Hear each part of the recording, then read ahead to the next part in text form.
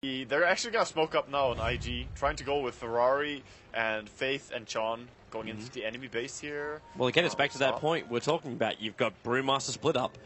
At the same time, Shadow Shaman's always had his wards up and never really found an opening. Well, they have seen that everyone's teams to be playing very aggressive on top. They keep going there, they ganked their carry on top lane, and just trying to find anyone here farming Ancients, but there's no good Ancient farming hero. They need to go deeper.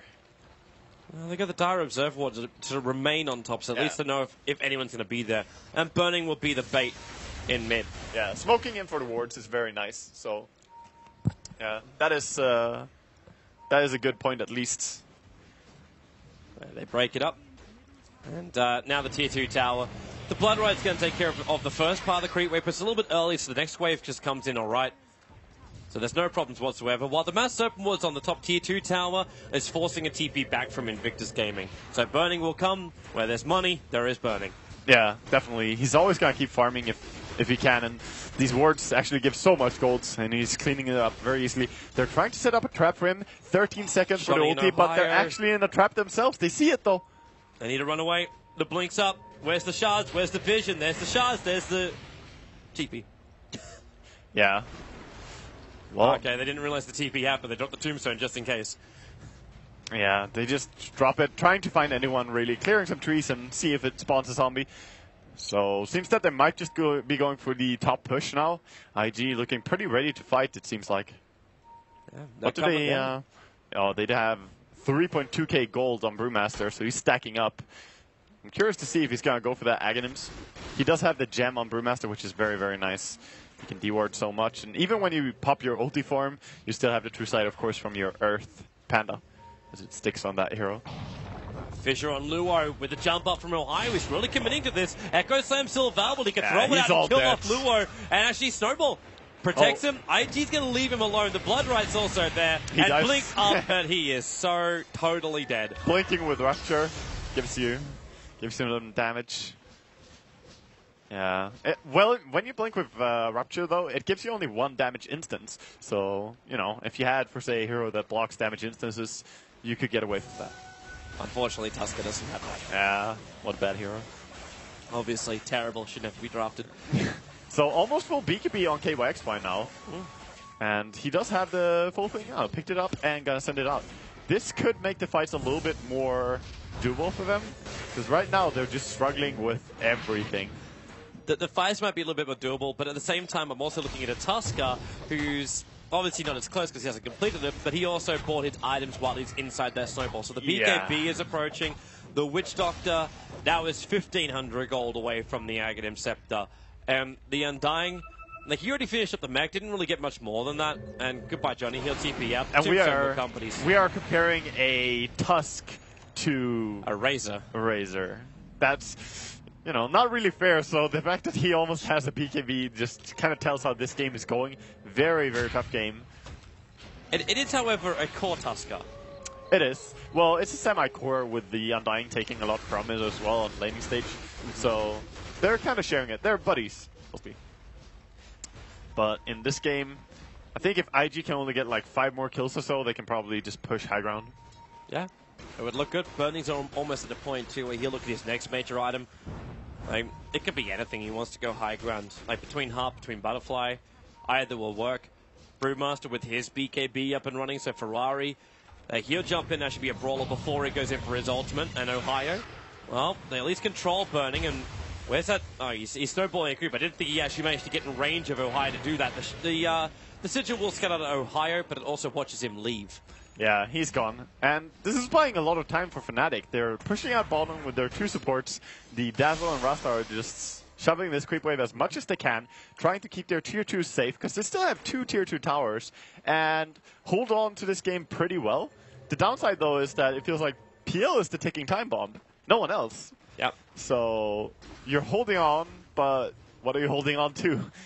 Is it something that's going to save you or kill you? Well, you could hope the Undying will be less effective. Maybe that's one way you could look at it. Because when it comes to your supports, the Earthshake is always going to offer so much. Yes, definitely. And the Shadow Shaman's Mass Serpent boards, while... Oh, wow, they just blew double smokes. That doesn't help you. But the supports from Fnatic still do a lot of work. Yeah, their offlaner and the supports are really good. They have the disables. Disables become more and more valuable the further you go into a game. And it's just very nice to hold high ground with. So we'll see if they can take some good team fights against IG. They're trying to smoke up and pick up anyone. Of course, we already know this jungle is empty. Yeah. Not only do they commit 2 smokes to do this movement, but they miss all of IG. It doesn't get any saltier than this. You put up aggressive warding, but IG is either ready to take the tier 2, take the tier 3 tower on bottom lane, or just swing themselves into Roshan. If Chuan stays an extra 2-3 seconds, he will see Roshan spawn up, as he just did now. Yeah, that's unfortunate. But they dropped their Rasta wards here on top lane, and actually they are the ones contesting a tower. No fortification. It's on cooldown, so yep, they have to let it go.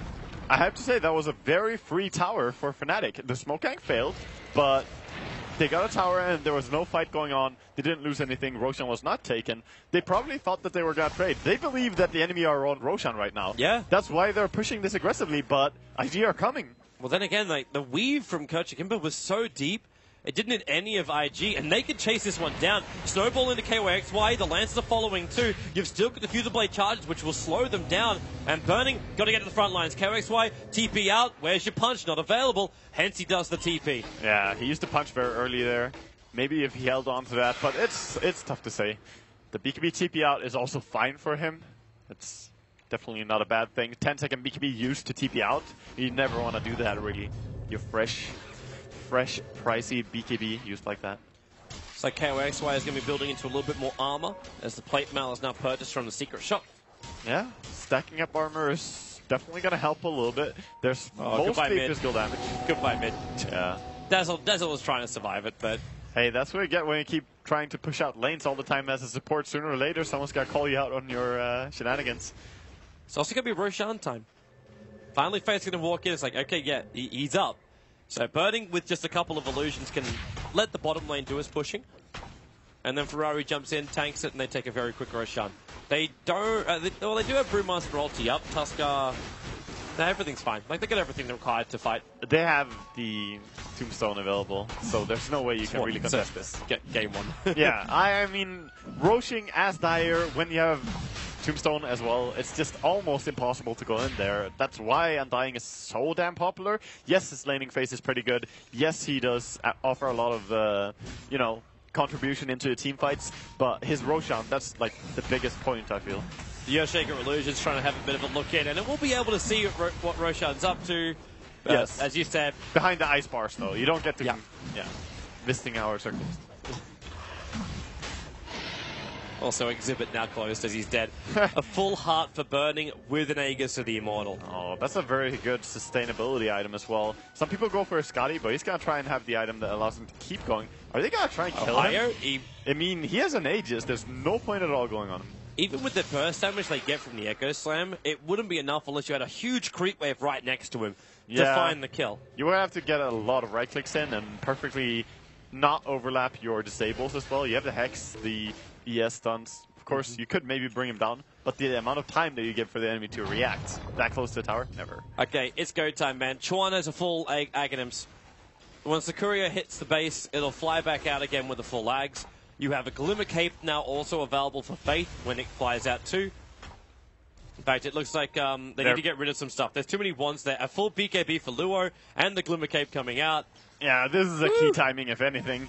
I mean, we often talk about power peaks in Dota and how you should always play to when you are the strongest, when you pick up a lot of different, you know, key items. And that's what they're doing right now. And they use the smoke to go as well. So going with the Aegis, newly acquired BKB, fresh Aghanims on Chon, they are stronger than they have ever looked, along with the Heart on their Travels PL. They can definitely gank bottom. So, well, is it just to gank bottom and then push? I think so. Try and gank bottom and shove all the way. Well, he might TP out. 6-second cooldown on his TP.